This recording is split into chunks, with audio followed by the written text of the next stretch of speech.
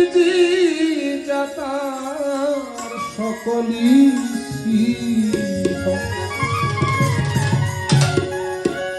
এই যে বিশ্ব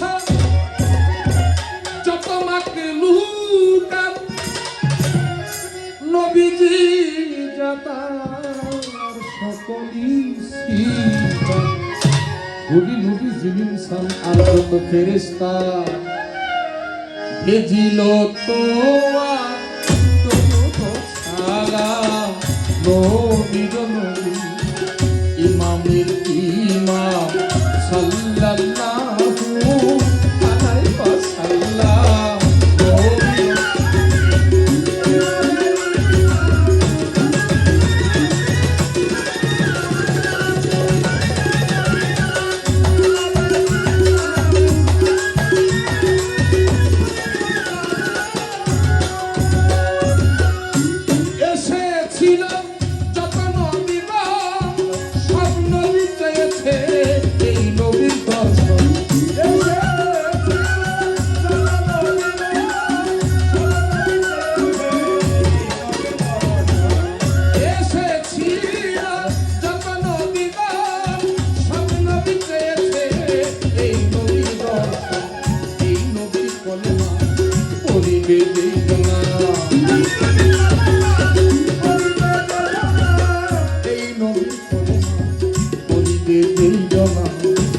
জন্মে তো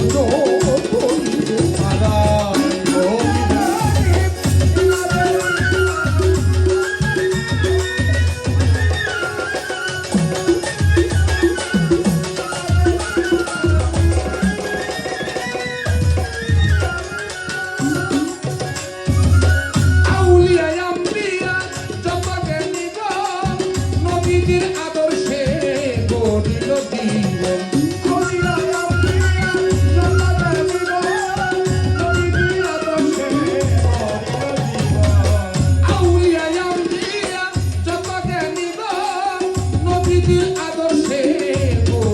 জীবন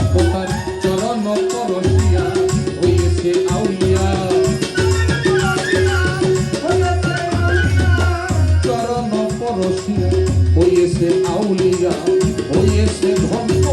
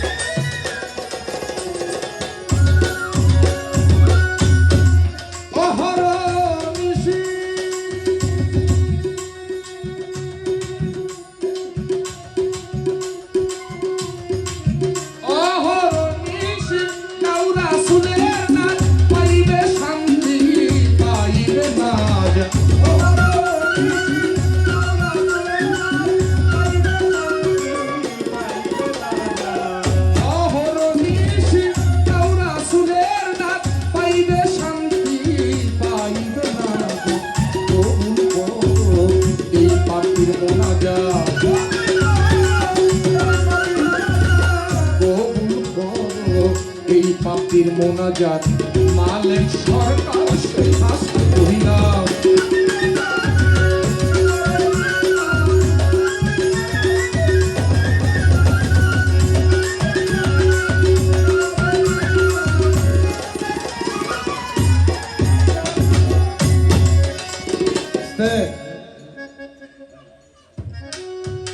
পালামিন বাবা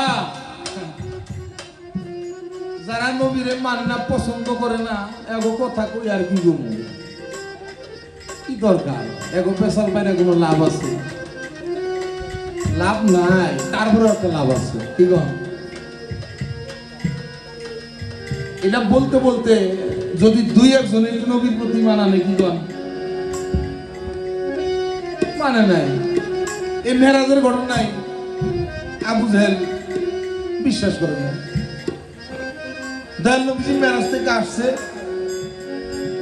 আয়েশা বর্ণনা করতেছে আরজ করছিল কোন ব্যস্ত দুর্লভ ইত্যাদি ইত্যাদি সব আল্লাহ আমার দেখেছে 27 বছর অতিবাহিত হয়েছে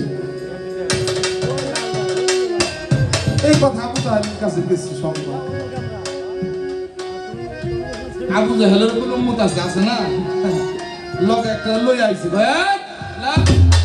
মোহাম্মদের কি কয় কে বলে মেরাজে গেছে আলো একটা ওর 27 বছর অতিবাহিত হয়েছে কাটছে আইছে হ্যাঁ মোহাম্মদ এবার তুই কি কস কি কস কে বলে মেরাজে গেছিলি এক রাইতে বলে তোর 27 বছর গেছে কি কস দল বুঝিকে চাচা ছোট বাজাই চাচা আবু জাহেল তুই কেমনে কি কস এ 27 বছর আচ্ছা আবু জাহেলের জবানটা কি সুরটা কেমন আর নবীজি কি কয় চাচা হ আল্লাহ আমার নিছে বাবা বাতিল সরকার আমার কাছে কোনো লাঠি নাই যারা তরিকা ঘর মানুষ তাদের কাছে কোনো লাঠি নাই তাদের কাছে কোনো অস্ত্র নাই আছে একটা অস্ত্র আছে অস্ত্রটা কি কেউ যদি আমাকে কিছু মন্দ কিছু কয় আমরা খালি এই অস্ত্রটা দিয়ে করি বাবা আমার আর কিছু কইস ধমক দেখ শাহিন জালালিকে বাড়িতে বলে যাবি এটা বলে তোমাকে দরবার এরকম কয় না আচ্ছা বলে পিসাব বাড়ি যাবি এরকম ধমক আমরা খালি অস্ত্রটা দিয়ে কই বাবা আর কিছু কইও না দয়াল আমার ভালো লাগে তো তাই যাই অস্ত্র আমার দয়াল নবীজি মধুর সুরে কয় চাচা গিয়েছিলাম আল্লাহ আমাকে নিয়েছে কি কি করছস দয়াল নবীজি অনেক কিছু বর্ণনা করছে আমি বাইতুল মুকাদ্দাস মসজিদে নামাজ আদায় করছি ইমামতি করছি আবু জাহেল মুসকে আসি দিয়ে এবার পাইছি হাই মোহাম্মদ তুই কহ বাইতুল মুকাদ্দাস মসজিদের দরজা কয়টা জানালা কয়টা গিরিল কয়টা কো আচ্ছা আপনারা এই চান্দরা থেকে রওনা করছেন কুড়িগ্রাম যাইবেন লালমনিরহাট রংপুর যাইবেন যমুনা সেতু পার হয়েছেন মনে করেন তো আজান দিছে নামাজের সময় হয়েছে গাড়ি স্টপেজ দিয়া আপনারা উজু করে নামাজ আদায় করছেন যে মসজিদে নামাজ পড়ছেন ওই মসজিদের কয়টা দরজা জানলা গুনবেন গুনবেন নবীজি চুপ করে দাঁড়ায় গেছে নবীজি তার গণনা করে নেন কয়টা দরজা কয়টা জানলা আমার আল্লাহ জিবরাইলকে জিবরাইল এই মুহূর্তে যাও আমার দুস্থ কেন দাঁড়িয়ে আছে চুপ করে আছে কেন যাও বাইতুল মুকাদ্দাস মসজিদ আমার দুস্থের চোখের সামনে নিয়ে ধরো সুবহানাল্লাহ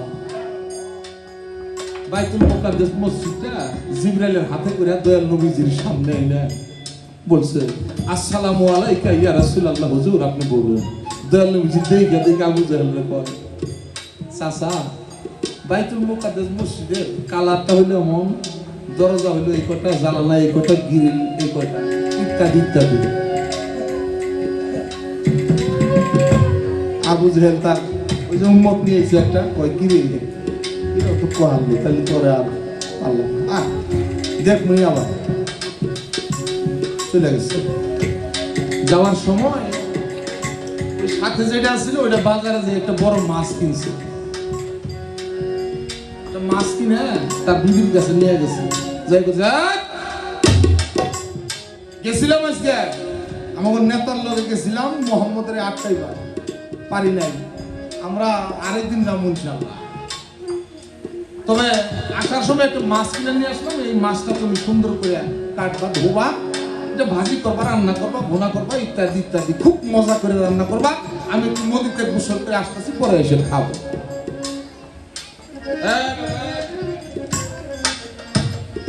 মাছটা দিয়া জামা কাপড় নিয়ে নদীতে একটু গোসল করতে গেছে জামা কাপড় কিছু উপরে রাখে পরনেরটা পইরা নদীতে ডুব দিছে ডুব দিয়ে উঠে দেখে মায়া হয়ে গেছে হাবুডুবু করতেছে ঠিক ওই নদী দিয়া একটা সওদাগর নৌকা নিয়ে আসতেছে দেখে সুন্দরী একজন রমণী নারী ওই নদীতে পড়ে হাবুডুবু করতেছে হাবুডুবু খেলতেছে সওদাগর উঠাইছে দেখে সুন্দর চেহারা ওনার রাজ্যে নিয়ে গেছে দরবারে নিয়ে গেছে দেখে ওনার পছন্দ হয়েছে উনি নারীকে বিয়ে করছে বিয়ে করছে সংসার করতেছে, একে একে 3টা ছেলে সন্তান হয়েছে। 12 বছর চলে গেছে। 12 বছর পরে ওনার একটু মনে হয়েছে আমি একটু নদীতে গোসল করব। সওদাগর বলছে, গো আমি একটু নদীতে গোসল করব। সওদাগর ভাই, কে আছো? কে কোথায় আছো? যাও নদীর পাড়ে গিয়ে সুন্দর করে রাখো, আলোকসজ্জা দিয়ে সাজিয়ে রাখো, আমার রাজরানী নদীতে গোসল করবে। নিয়ে গেছে নদীতে গোসল করার জন্য, নামছে, ডুব দিছে, ডুব দিয়ে উঠে যা ছিল তাই হয়ে গেছে। মনে পূজা মাছ না দিয়ে আসলাম, মাছটা সুন্দর করে রাঁধছে, ভোনা করছে, ইত্যাদি চলে যায়। দৌড়ে চলে গেছে, যায় দেখে, হ্যাঁ সেটা যায় দেখে ওনার স্ত্রী মাছটা কেবল বটির মধ্যে দিতেছে। যাইতে এখনো তোমার মাছ কোথায়ও নাই, কখন এই ধোবা কোন, কখন রান্না, কখন খাবো আমি, কখন কি করছো? উনি অবাক হয়ে গেছে, কি কর? আরে কি কর? হ্যাঁ কি করি মানে? এখনো তোর মাছ কোথায়ও নাই, কখন রানবি? রাখেন, আপনি এমন করতেছেন, আপনি কি পাগল হয়ে গেছেন নাকি? কি কর? সবে মাত্র তো আমার মাছটা দিয়ে, সবে মাত্র আমি নদীতে ডুব দিতে গেলাম, ডুব দিলাম, মেয়ে হইলাম, আমি এক সওদাগরের কাছে বিয়ে বসলাম, একে একে 3টা সন্তানের মা হইলাম। 12 বছর কেটে গেল। 12 বছর পরে আবার ডুব দিয়া তোর 12 বছর চলে গেল, তারপরেও তোর মাছ কোথায় নেই। কি করেন, কি করেন আপনি? আপনার মাথা খারাপ বুঝছে নাকি? 2-3 বার বলার পরে তখন তার মনে পড়ছে, দয়াল নবীজি, নবী মোহাম্মদ না করলে এক রাতে তার 27 বছর চলে গেছে। এই কথাটা তো বিশ্বাস করলাম না। আমি একজন নগণ্য গুনাহগার অপরাধী, এক ডুবে যদি আমার 12 বছর চলে যেতে পারে, যিনি নবী, এই নবীর এক রাতে 27 বছর চলে যাওয়া এটা কোনো ঘটনা?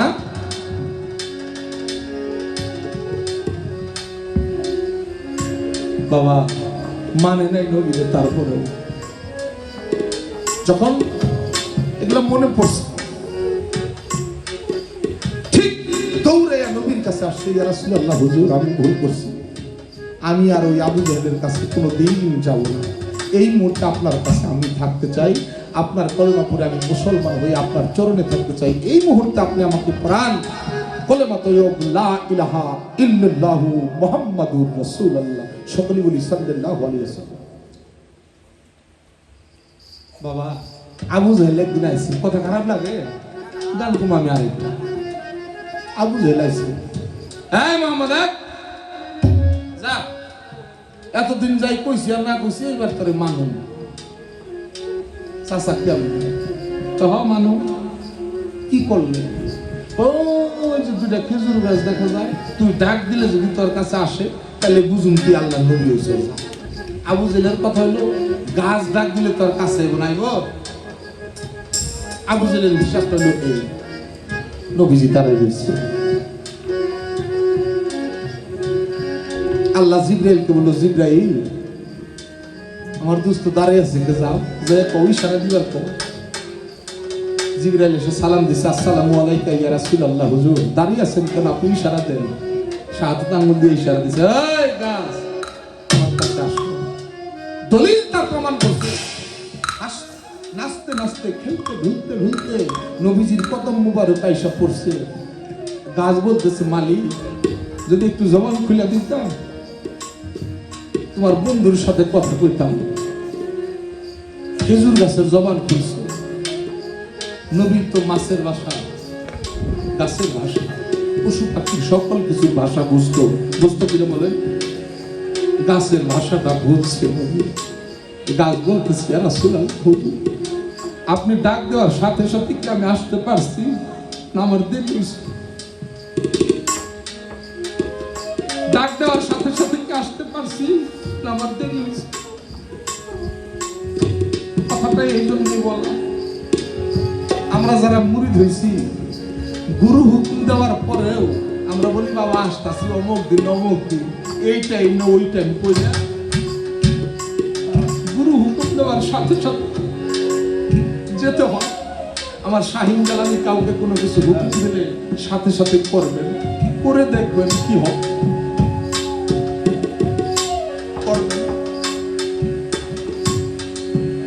বাউল কবি নূর মেহেদী আব্দুর রহমান বলছে, মুরিদ হইছ মনে ভাবছো গেছে রে আপদ বালাই, মুরিদ হইছ কিন্তু তুমি তরি বুঝো নাই। অনেক মানুষ আমরা মুরিদ করছি, তরিকা কি এটা বুঝি না। বাতেন সরকার যে আলোচনা করছে আমি মুগ্ধ, ভালো লাগছে। বেলায়েতে মুর্শিদ হইয়া আসিলেন দিনের নবী, মুর্শিদকে না পাইলে কি আর রাসূল পাবে? বেলায়েতের জামানা, আমরা ওলি আল্লাহর দলের মানুষ, এটাই সত্য। ওলি আল্লাহর দল, নবীর দল, নবীর দল আল্লাহর দল। ভালো। আবু জেহেল আইছে, এই মোহাম্মদ যা সব বাদ দিয়ে দিলাম, যা আজকে যদি এটা দেওয়ার পারস তাহলে তোর আজকে মানুষ কি চাচা। আবু জেহেল নিয়ে আসছে এরকম একটা গামছার মধ্যে একটা গুই সাপ ধরছে। গুই সাপ ছিলেন না? গুই সাপ ধরে জঙ্গলের দিকে একটা গুই সাপ ধরছে, এটা কাটছে, এটা আগুনে পুরাইছে, এটা ছাই করছে, ছাইগুলা এরকম গামছার মধ্যে করে নিয়ে আইছে। মোহাম্মদ যা আজকে তোর মানুষ, তুই কয়টার মধ্যে কি যদি কোহারস তাহলে তোর মানুষ। নবীজি চুপ করে দাঁড়া রয়েছে। আবার জিব্রাইলকে আল্লাহ বলছে, জিব্রাইল আমার দোস্ত কয় না কে, কয়বার পৌঁছাও। জিব্রাইল এসে বলছে, হুজুর আপনি কর, এই আছি কর। চুপ করে বলছে। নবীজি কয়, চাচা ওইখানে কি আছে আমি না কইয়া এই যদি কয় তাহলে তো আরো ভালো।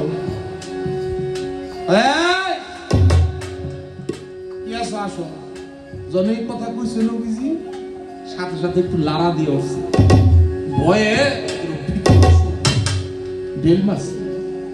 যখন ঢেল মারছে এটা তাজা গুইসাপ আস্তে আস্তে আস্তে আস্তে নবীর কদমের মধ্যে আসছে। গুইসাপের নরম জিহ্বা দিয়ে নবীজির কদম ছাড়তেছে। আবু জেহেল ভয় পেয়ে গেছে, গুইসাপের জবান খুলছে। গুইসাপ কয়, ইয়া রাসূলুল্লাহ আমার এই আবু জেহেল জঙ্গলের থেকে দইরা আমার কাইটা টুকরা টুকরা করে আগুনের মধ্যে পুরাইয়া ছাই করছে, ছাই বানাই আমার নিয়ে এসে তুমি আবার তোমার পূর্ণ জন্ম কেমনে পাইলে একবার হুজুর। রাসূলুল্লাহ যখন আপনার মধুর কণ্ঠটা আমার কাছে গেছে, আমার কর্ণে গেছে, আমি আমার পূর্ণ জন্মটা পাই গেছি।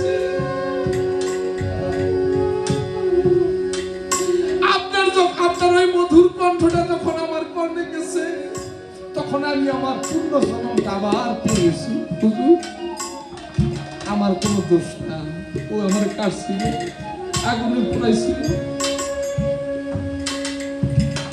এই জন্য কাজী নজরুল ইসলাম লেখছে কি, মুহাম্মদ নাম যতই জকি ততই মধুর লাগে, মুহাম্মদ নাম যতই জকি ওই নামেতে এত মধু কে জানি তো লাগে।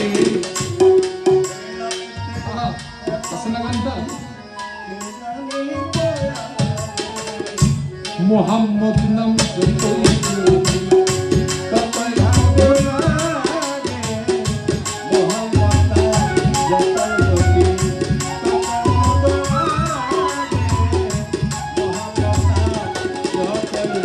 লাগে, যে কথাগুলো বললাম নবীজির নবুয়তের সব মাঝে যা এরকম অনেক রাত বলা যাবে, আমি আর ওদিকে যাবো না। আমার কাছে প্রশ্ন করে ভুলি নাই তা মনে পড়ে,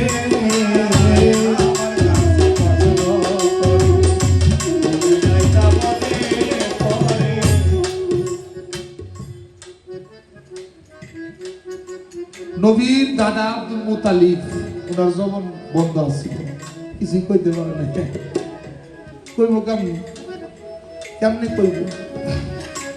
একটা দলিলে প্রমাণ করছে যে নবীজি যখন এই পৃথিবীতে আগমন করছে, আব্দুল মুতালিবের জবান বন্ধ থাকার কোনো প্রশ্নই আসে না। সে আরো আনন্দে খুশিতে আত্মহারায় নামটা নিজেই রাখছে। একটা দেওয়াতে এইভাবে আসছে, জবান বন্ধ না, কিন্তু আরেকটা আসছে। এই 2.5 দিন মাত্র জবান বন্ধ ছিল। যতক্ষণ পর্যন্ত আসে নাই ততক্ষণ পর্যন্ত সে কোনো কথা বলতে পারে নাই। যখন আসছে তখন এই আব্দুল মুতালিবই ওনার নামটা মোহাম্মদ রাখছে। কি ছিল না তাই কোনো কিছু বলতে পারে নাই। আসছে আবার জবানটা খুলে গেছে। শেষ করলাম 12ই রবিউল আওয়ালের সাথে সম্পর্ক। দেখেন এটা বিশেষ দিন। আচ্ছা, মুসলমানের ধর্মীয় উৎসব কয়টা করে? আমরা তো মুসলমান, মুসলমানের ধর্মীয় উৎসব কয়টা? আমরা 2টা জানি, একটা ঈদুল আজহা আর ঈদুল ফিতর। কি না, দলিল করে দেখবেন মুসলমানের ধর্মীয় উৎসব হলো 4টা। একটা হলো ঈদে মিলাদুন নবী, আর একটা হলো ঈদে গাদিরে খুম, আর একটা হলো ঈদুল আজহা, আর একটা হলো ঈদুল ফিতর। 4টা। 12ই রবিউল আওয়াল এটা মুসলমান যারা ইমানদার মুসলমান তাদের জন্য বিশেষ একটা দিন 12ই রবিউল।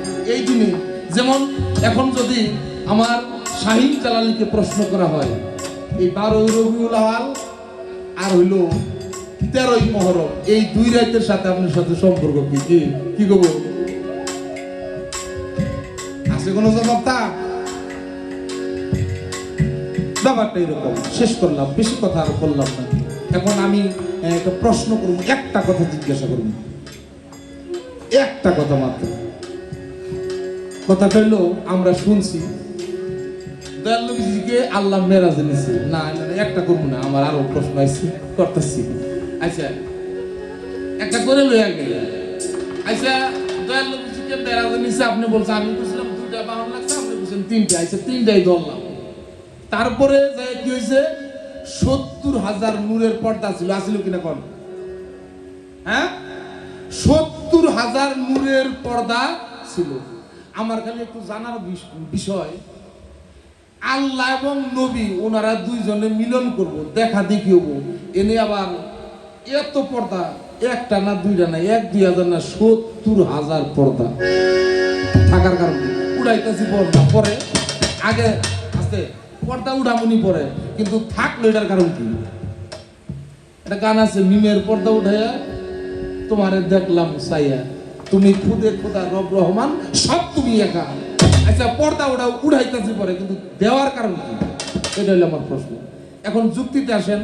আচ্ছা শাহিন জালালি দরদি আমাকে 2 শিল্পীরে বলছে আপনারা অমুক তারিখে গান গাইবেন, আপনাদের বলছে আপনারা গান শুনতে আসবেন, মাইক আলারে বলছেন এই তুমি মাইক চালিয়ে দিও, ডেকারেটররা বলছেন এই তুমি ডেকারেটর দিও, কিন্তু আমরা 2 শিল্পী আর আপনারা শ্রোতা, এখানে একটা পর্দা একটা না, এই যে 70,000 4-5টা পর্দা এনে দিছে, তাহলে ভালো হইব? কি গো ভালো হইব বিষয়টা? তাহলে আল্লাহ নবী মিলন হইব। 70,000 পর্দা থাকার কারণ কি?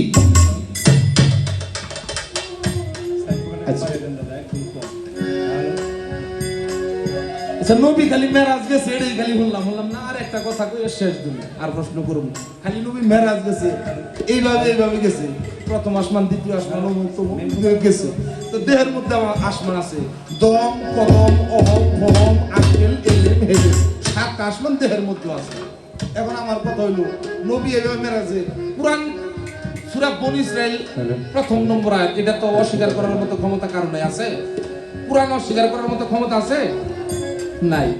কিন্তু আমার কথা হলো এইভাবে গেছে, এটার বর্ণনা আছে, আইছে কিভাবে? আপনার কাছে আমার প্রশ্ন, দয়াল নবীজি মেরাজে গেছে খালি এইটাই খালি শুনতাছি, না আইছে কিভাবে? কি গল আইছে কেমনে? বুড়াকে গেছে, রবে গেছে, তক্তায় গেছে, খালি শুনতাছি। কারণ আইছে গিয়ে যা দিয়ে গেছে তাই না কেমনে কি, এটা আপনি একটু বলবেন। এই 2টা কথাই আপনার কাছে রইল, গাও গানটা গাও।